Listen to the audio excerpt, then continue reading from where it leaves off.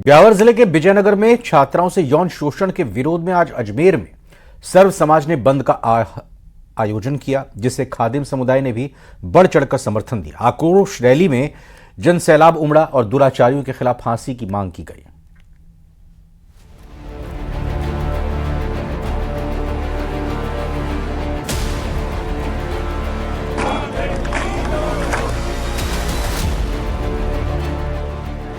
बात का लहजा था ऐसा, ताव सबको आ गया, हाथ मूंछों पर गए, माहौल भी सन्न गया।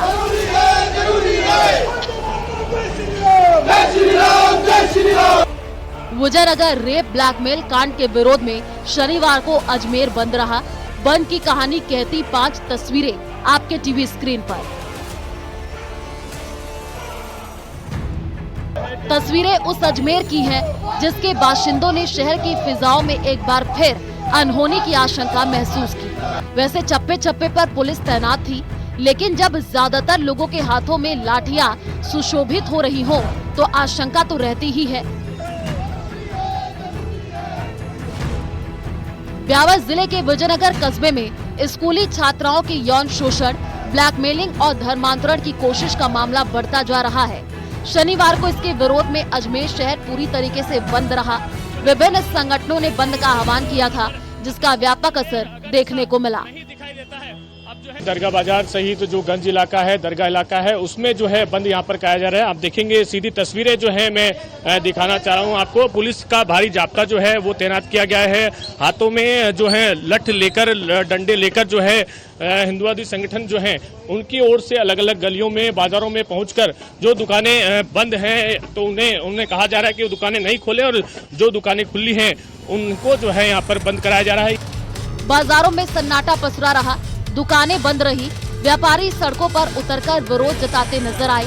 खास बात ये कि खादिम समुदाय ने भी बढ़ चढ़ करके बंद को समर्थन दिया।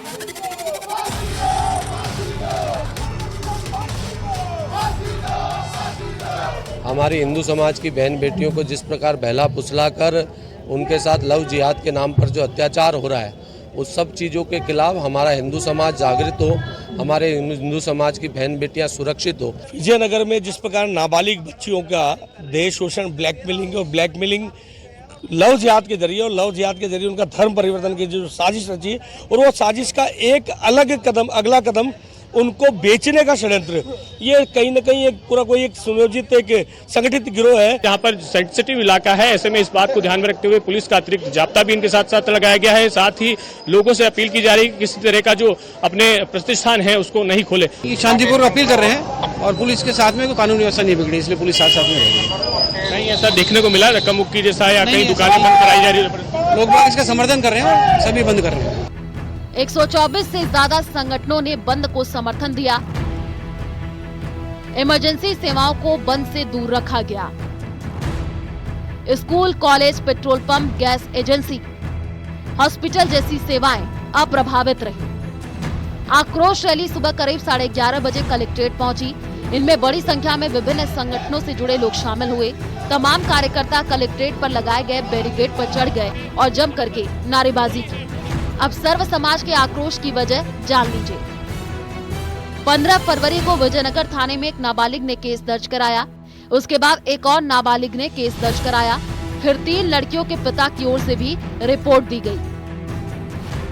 आरोप है कि प्राइवेट स्कूल में पढ़ रही नाबालिग लड़कियों का अश्लील फोटो वीडियो बनाकर ब्लैकमेल किया गया। उन्हें जबरन कलमा पढ़ने, रोजा रखने और धर्मांतरण के लिए विवश किया गया। पुलिस ने पॉक्सो सहित अन्य धाराओं में मामला दर्ज करके जांच शुरू की है। अब तक 13 आरोपियों को पकड़ा है, इनमें से 3 नाबालिग हैं। पुलिस पूर्व पार्षद हाकिम कुरैशी और कैफे संचालक सावरमल से पूछताछ कर रही है। पूर्व पार्षद को 2 मार्च को पुलिस कोर्ट में पेश करेगी। पुलिस ने जेल में बंद सोहेल मंसूरी, लुकमान आशिक और करीम को प्रोडक्शन वारंट पर गिरफ्तार किया है। अब रिमांड पर चल रहे आरोपियों और इनके बयानों को क्रॉस चेक किया जाएगा। न्यूज़ 18 राजस्थान के लिए अजमेर से अशोक सिंह भाटी की रिपोर्ट।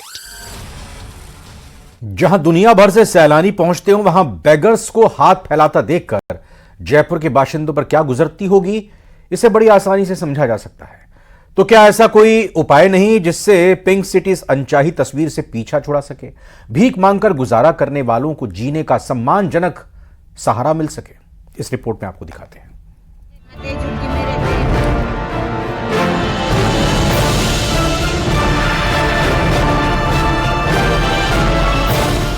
शर्म आती है कि उस शहर में हम हैं कि जहां न मिले भीख तो लाखों का गुजारा ही ना हो। मायानगरी मुंबई पर दशकों पहले लिखा गया जानिसार अख्तर का ये शेर आज हर शहर पर हर्फ ब हर्फ लागू है। क्या करे, बाल लड़का मर गया 35 साल का, वो देने वाला है जो वो खत्म हो गया और सुविधा ही नहीं है हमारे को। आप कितना कमा लेती हो दिन भर में मांग कर? 150 रुपया मांग के खाते हैं, झुग्गी में रहते हैं हम। क्या करते हो आप? मांग के खाते हैं। कैसे, कितना कमा लेते हो दिन में? 100-150 रुपये मांग लेते हैं दीदी। मिल जाता है? पानी चल जाता है, खर्चा पानी चल जाता है। भिक्षावृत्ति, मजबूरी, जरूरत या फिर अपराध? इस सवाल का आप चाहे जो जवाब दें, लेकिन स्याह सच सिर्फ और सिर्फ इतना है कि भीख पर ही कुछ लोगों का गुजारा होता है। पिछली सरकार ने पिंक सिटी को भिखारी मुक्त शहर बनाने की कोशिश की। कुल 3000 भिक्षुकों की पहचान हुई। राजधानी में प्रशिक्षण केंद्र भी स्थापित किया गया, लेकिन कवायद का कोई नतीजा नहीं निकला।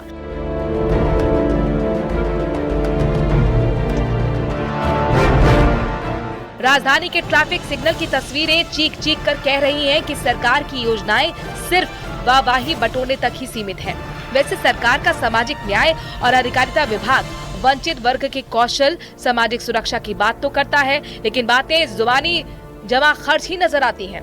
वैसे सामाजिक न्याय और अधिकारिता मंत्री बेगर्स के लिए सरकार की चलाई जा रही योजनाओं को गिनवाने में क्षण भर भी देरी नहीं लगाते। देखिए, हमारे पास में लगभग 56 तरह की योजनाएं हैं जो गवर्नमेंट की तरफ से चलती है। उसमें भिक्षावृत्ति है, पेंशन वाला है, दिव्यांग साथियों का है और हमारे SC/ST कॉर्पोरेशन का है और हमारी बजट इम्प्लीमेंट बहुत सारी चीजें हैं। भिक्षावृत्ति के लिए भी हम लोगों ने कहा है कि ये वैसे किसी प्रदेश के लिए, किसी क्षेत्र के लिए एक दंश के रूप में काम करता है। पिछले साल आयोजित राइजिंग राजस्थान समिट से पहले जयपुर को भिखारी मुक्त बनाने के लिए कई कोशिशें की गई। कौशल प्रशिक्षण की बात कही गई, लेकिन धरातल पर कुछ नहीं बदला। उम्मीद की जानी चाहिए कि सरकार अंतिम पायदान पर खड़े इस वर्ग की भी सुध ले। न्यूज़ 18 राजस्थान के लिए जयपुर से महिमा जैन की रिपोर्ट। टोंक में नाबालिग छात्रा से गैंगरेप और ब्लैकमेल मामले में आरोपियों के नाबालिग होने पर आम आदमी पार्टी की नेताओं ने सवाल खड़े किए हैं। आम आदमी पार्टी प्रतिनिधिमंडल ने नाबालिगों की उम्र को लेकर जानकारी जुटाई, जिसमें सामने आया कि 19 साल से ज्यादा उम्र के आरोपियों को पुलिस ने किशोर न्यायालय में पेश कर बाल सुधार गृह भेज दिया है। इस रिपोर्ट में देखिए।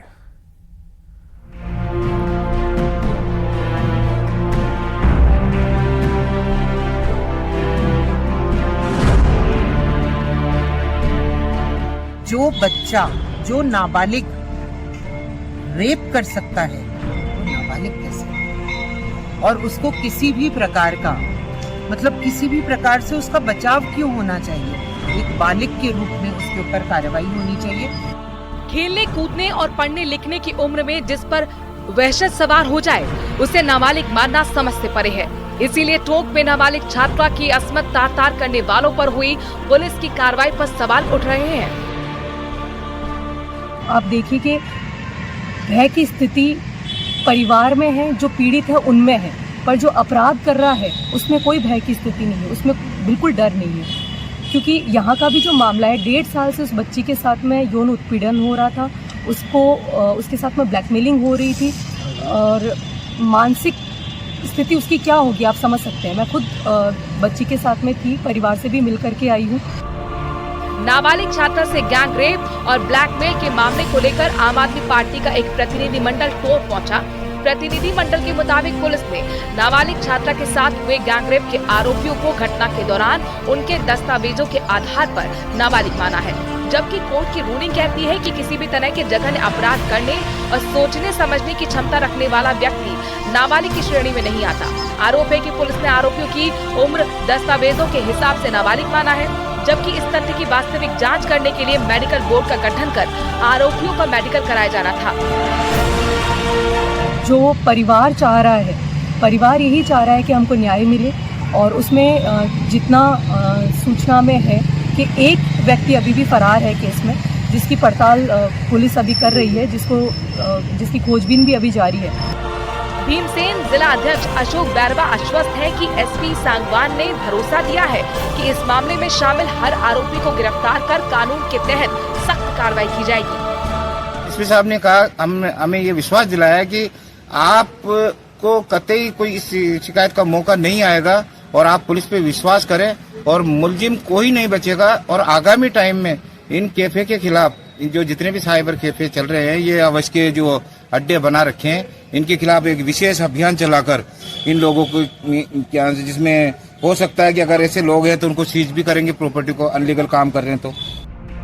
आपको बताते चले कि करीब 1.5 साल पहले निहाल अकरम नाम के एक आरोपी ने इंस्टाग्राम पर लड़की से दोस्ती की, उसे बहला फुसलाकर अश्लील वीडियो बनाया। बस इसी वीडियो के आधार पर ब्लैकमेलिंग और पैसे मांगने का खेल शुरू हुआ। पीड़िता ने 4000 रुपए भी दे दिए, लेकिन आरोपी नहीं माना और उसने लड़की की वीडियो अरबाज नाम के आरोपी को भी सेंड कर दी और इसके बाद अरबाज ने भी उसे ब्लैकमेल कर एक कैफे में रेप किया। फिर अरबाज ने अपने 2 दोस्तों को पीड़िता की इंस्टाग्राम आईडी और अश्लील वीडियो शेयर किए, जिसके सहारे उन दोनों ने भी लड़की के साथ दरिंदगी की। इन सब के बीच मुख्य आरोपी अकरम अपने दोस्तों के साथ मिलकर लड़की से गैंगरेप करता है। इतना ही नहीं, किसी को बताने पर वीडियो वायरल करने की धमकी भी देता है। पीड़िता ने डर से परिजनों को नहीं बताया। आरोपी निहाल अकरम पीड़िता से बार बार मिलने की जिद करने लगा और ब्लैकमेल कर रुपए भी मांगने लगा। पीड़िता ने मना किया तो उसने 13 फरवरी को पीड़िता की आईडी हैक कर उसके भाई को अश्लील वीडियो सेंड कर दिए। एफआईआर में दर्ज आरोपियों में से 5 कानून के हत्थे चढ़ चुके हैं। एक आरोपी जेल भेजा गया है, जबकि 4 बाल सुधार गृह में भेजे गए हैं। टोंक में दलित नाबालिग लड़की को ब्लैकमेल कर गैंगरेप मामले में आम आदमी पार्टी का प्रदेश स्तरीय प्रतिनिधि मंडल नाबालिग पीड़िता से भी मिला और कलेक्टर से मिलकर एसपी से मिले और पूरे मामले की जानकारी ली। आम आदमी पार्टी की प्रदेश उपाध्यक्ष कीर्ति पाठक ने नाबालिग लोगों के उम्र को लेकर सवाल उठाया और कहा कि गैंगरेप जैसी घिनौनी वारदात करने वाले नाबालिगों को उनकी उम्र के हिसाब से नहीं बल्कि कठोर दंड देने की जरूरत है। मामले में एफआईआर में दर्ज 6 नामों में से 5 पुलिस गिरफ्त में है, जिसमें एक आरोपी को जेल भेज दिया गया है, वहीं 4 नाबालिगों को बाल संप्रेषण गृह भेजा गया है। वहीं 2 कैफे संचालकों को भी गिरफ्तार करके पुलिस ने जेल भेजा है। एक नाबालिग की अभी गिरफ्तारी बाकी है। पुलिस पूरे मामले की जांच कर रही है। न्यूज 18 राजस्थान, दौलत पारिक, टोंक। और ये ब्रेकिंग न्यूज आपको बताते हैं भरतपुर से बड़ी खबर। मुख्यमंत्री भजनलाल शर्मा लुधावाई पहुंचे हैं, जहां लुधावाई मंदिर पर हनुमान जी के दर्शन किए उन्होंने। कुंभ से आ रहे वापस लोगों ने मुख्यमंत्री से मुलाकात की है। जोधपुर के लोग बड़ी संख्या में इस दौरान मौजूद थे। मुख्यमंत्री ने उनसे मुलाकात की, जिसके बाद सीएम उनके साथ रुक कर बात करने लगे और कहा राजस्थान मंडपम में रुके। क्या लोगों ने कहा हाँ कैसी व्यवस्था थी, लोगों ने बोला शानदार। जिसके बाद जोधपुर के लोगों ने भजनलाल शर्मा के नारे लगाए।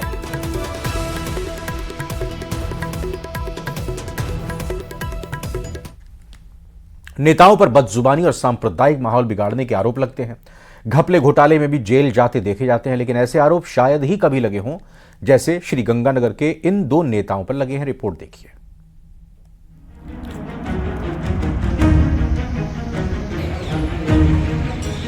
नेताओं की खुली पोल, बीच बजरिया फट गया ढोल। ऐसे रहबरों से अल्लाह बचाए।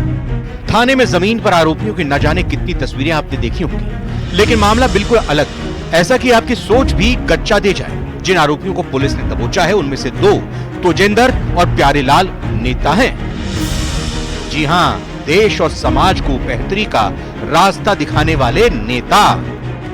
श्री गंगानगर जिले के राजेसर थाना क्षेत्र में बीती रात एक्सप्रेस वे पर एटा के नजदीक हनुमानगढ़ जिले की पीलीबंगा नगर पालिका क्षेत्र के 2 पार्षद डोडा पोस्ट की तस्करी करते हुए पुलिस के हत्थे चढ़ गए।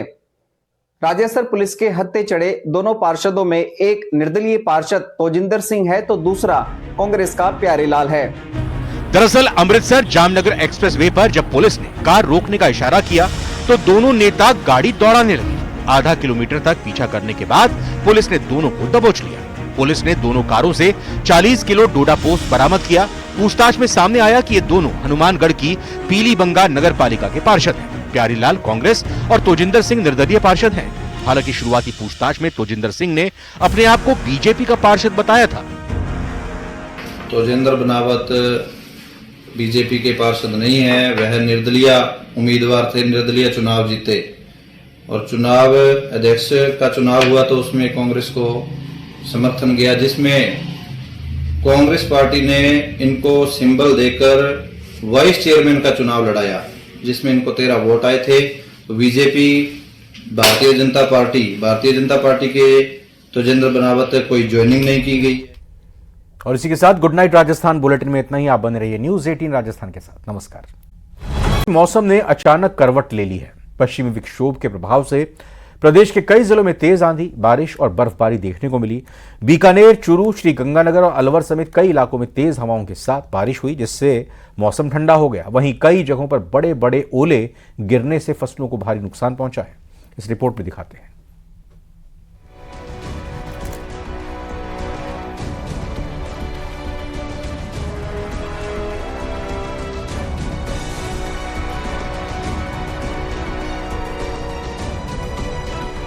बिछी बर्फ की सफेद चादर।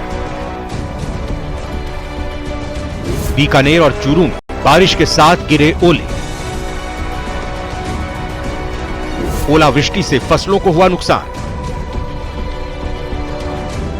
फरवरी में लोग गर्मी का एहसास कर रहे थे और कहां अचानक से भारी बर्फबारी होने लगी। ऐसा लगता है कि लौटती हुई ठंड ने यू टर्न ले लिया है। मार्च महीने में रेतीले धोरों में बर्फ की चादर सी बिछ गई। महीने की शुरुआत में यह नजारा देखकर ऐसा लग रहा है मानो ये रेगिस्तान नहीं, कश्मीर की वादियां। यकीन नहीं होता तो चूरू जिले के राजगढ़, रतनगढ़ और सरदार शहर से आई तस्वीर देख लीजिए। ओलावृष्टि के बाद हर तरफ सफेद चादर बिछी नजर आ रही है। कुछ ऐसी ही तस्वीरें बीकानेर से भी आई हैं। बीकानेर में आंधी के साथ बारिश हुई, जबकि लूणकरणसर में ओले गिरे। पिछले 24 घंटे के दौरान कई शहरों में बादल छाने के साथ बारिश हुई, जिसमें श्रीगंगानगर और अलवर भी शामिल है। वहीं बारिश होने और तेज हवा चलने के बाद दिन के तापमान में भी गिरावट है। वहीं फरवरी का महीना जाते जाते किसानों को बड़ा झटका दे गया। चूरू, बीकानेर में बारिश और ओलावृष्टि से किसानों की फसलों को भी नुकसान पहुंचा है। चूरू के सादुलपुर और रतनगढ़ तहसील में ओलावृष्टि से खेतों में पकी हुई फसल जमीन पर पसर गई। कल शाम को भारी ओलावृष्टि की वजह से 90 से 95% तक नुकसान हुआ है। किसान को बहुत ही ज्यादा इसमें धक्का लगा है। और ये बरासिर पटवार मंडल और लंबौर पटवार मंडल, इन गांवों में फिर आगे बेवड़ है, बोजान है, सिंचित क्षेत्र, उस बेल्ट में और भी ज्यादा नुकसान हुआ है। हमारे अभी तक खेतों के अंदर ओले पड़े हुए हैं। इतनी भारी ओलावृष्टि हुई है। हमारी प्रशासन से मांग है कि वो राज्य सरकार से कह करके इसकी मुआवजे की मांग कर रहा है किसान, और ज्यादा से ज्यादा इसमें किसान को मुआवजा देना चाहिए। ओलावृष्टि से रबी सरसों, चना, गेहूं, इसबगोल, जौ आदि फसलों को काफी नुकसान पहुंचा है। इधर बारिश के बाद चूरू के कई इलाके जलमग्न हो गए, जिसकी वजह से लोग घरों में कैद होने को मजबूर हो गए। सड़कों पर पानी भरने से लोगों को आवागमन में परेशानी का सामना करना पड़ा। जबकि बीकानेर के लूणकरणसर इलाके में भी ओले गिरने से फसलों को भारी नुकसान हुआ। किसानों ने फसल नुकसान को लेकर सरकार से मुआवजे की मांग की है। पानी तो भरे रहे, बारिश आ जाए कोई 4-5 फुट पर पानी निकलने को चारों में पानी हो रही है। कटी पकड़ नहीं जगह को नहीं है। आदमी नरक के जीवन जी रही है। अब इसको कोई सुनाई नहीं है। वहीं मौसम विभाग की जारी रिपोर्ट के अनुसार नए पश्चिमी विक्षोभ के असर से 1 मार्च तक मौसम बदला रहेगा। वहीं मार्च के दौरान प्रदेश के अधिकांश हिस्सों में न्यूनतम और अधिकतम तापमान औसत से अधिक दर्ज होने की संभावना है।